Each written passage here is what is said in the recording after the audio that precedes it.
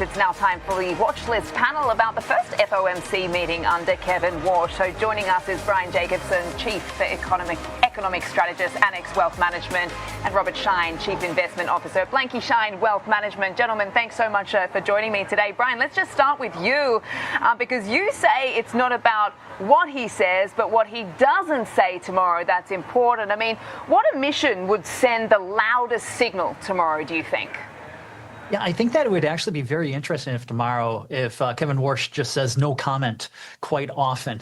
We know that he's been very critical of the Fed's communication style, perhaps having a little bit too free-flowing of words out there between meetings, painting themselves into a corner. And so what is he going to do in order to adjust that? And so this will be very fascinating, the extent to which he's really very open about answering just about any question that's thrown out there by reporters during the press conference, or if he says no comment, or we shouldn't have a comment on that, or I can't give you any guidance. So yeah, I think that's really the part that's going to be most interesting. Yeah, absolutely. It's funny because obviously we heard Chairman Powell earlier this year. Seemingly, I saw notes following one FOMC meeting calling him the king of no comment. So it's going to be very interesting as far as that communication style. Robert, what do you think? I mean, what are you looking out for in the language and the signaling tomorrow?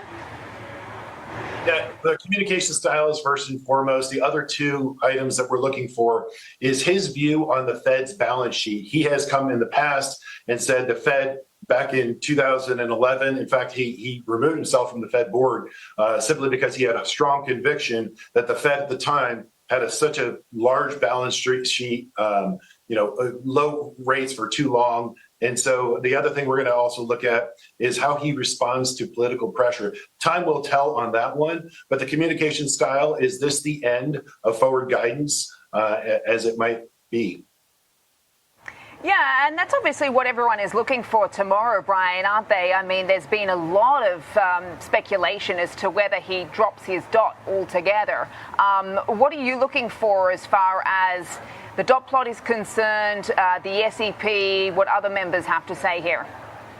Yeah, I think that there is a precedent for presidents of the Fed to not include their dot on that dot plot, but not for a member of the Board of Governors, because really they're the ones who sort of spearheaded the use of those dots. And he's been very critical of that. And so will he decide to withhold that dot, to not give that guidance, and really then take the press conference as the opportunity to explain why he is doing that? So I don't think the dot plot is going away. We're going to be able to make fun of it. Plenty of opportunities going forward for at least a little while. But in terms of what he actually then says, let's not forget, he doesn't have control over the Federal Reserve Bank presidents. So even if he doesn't give forward guidance, that's not going to preclude others from giving their views on the economy.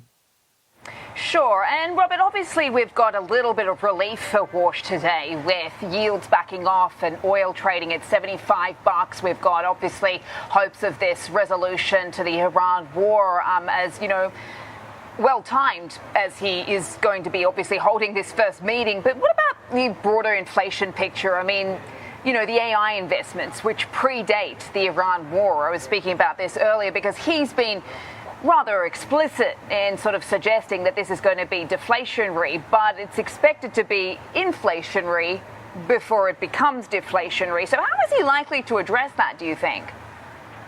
It's going to be great to see how the conversation in the room plays out. In fact, Chairman Warsh definitely believes that there is a huge deflationary later on to develop deflationary push because of the AI productivity that we will see in all aspects of the economy. He's also going to basically shift the conversation towards more of a trimmed mean PCE.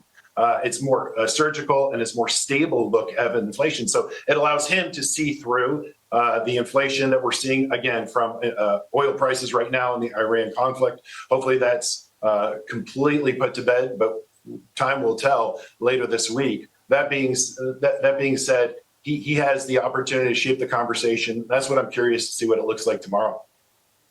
Yeah, and Brian, sort of coming from an economic standpoint, I mean, there seems to be an expectation that things are steady enough for now to keep the Fed on its hands for the rest of the year. But what would you need to see, do you think, to change that trajectory as far as the course of action? Because we're likely to see a drop in that easing bias, perhaps to a more neutral tone, rather than a more sort of hawkish or tightening type bias tomorrow. For now, it looks like it would be any further strength in the labor market and a broadening out of inflation beyond just energy. Is that what you would be looking for in the data that would make you think that the Fed might be assessing this a little bit differently?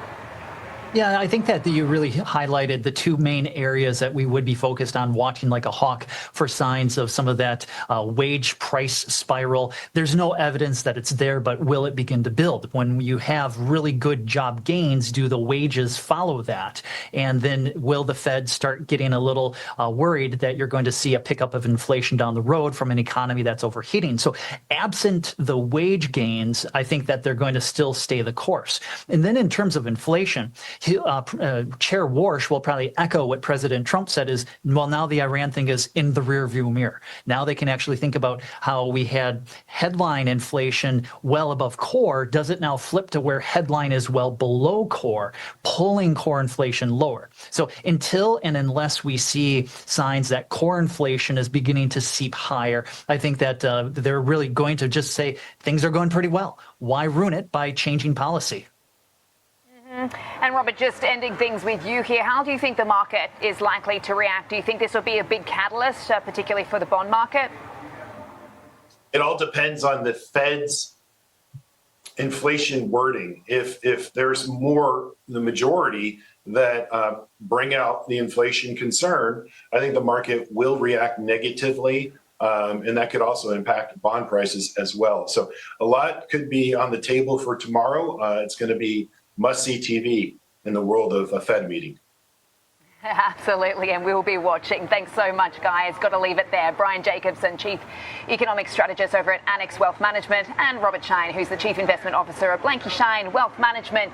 Blanke Schein Wealth Management is a group of investment professionals registered with HighTower Services, LLC, member FINRA and SIPC, and with HighTower Advisors, LLC, a registered investment advisor with the SEC. Securities are offered through HighTower Securities, LLC. Advisory services are offered through HighTower Advisors, LLC. This is not an offer to buy or sell securities. No investment process is free of risk, and there is no guarantee that the investment process or the investment opportunities referenced herein will be profitable. Past performance is not indicative of current or future performance and is not a guarantee. The investment opportunities referenced herein may not be suitable for all investors. All data and information referenced herein are from sources believed to be reliable. Any opinions, news, research, analysis, prices, or other information contained in this research is provided as general market commentary. It does not constitute investment advice. Blanke Schein Wealth Management and HighTower shall not in any way be liable for claims and make no expressed or implied representations or warranties as to the accuracy or completeness of the data and other information, or for statements or errors contained in or omissions from the obtained data and information referenced herein. The data and information are provided as of the date referenced. Such data and information are subject to change without notice. This document was created for informational purposes only. The opinions expressed are solely those of Blanke Schein Wealth Management and do not represent those of HighTower Advisors, LLC, or any of its affiliates.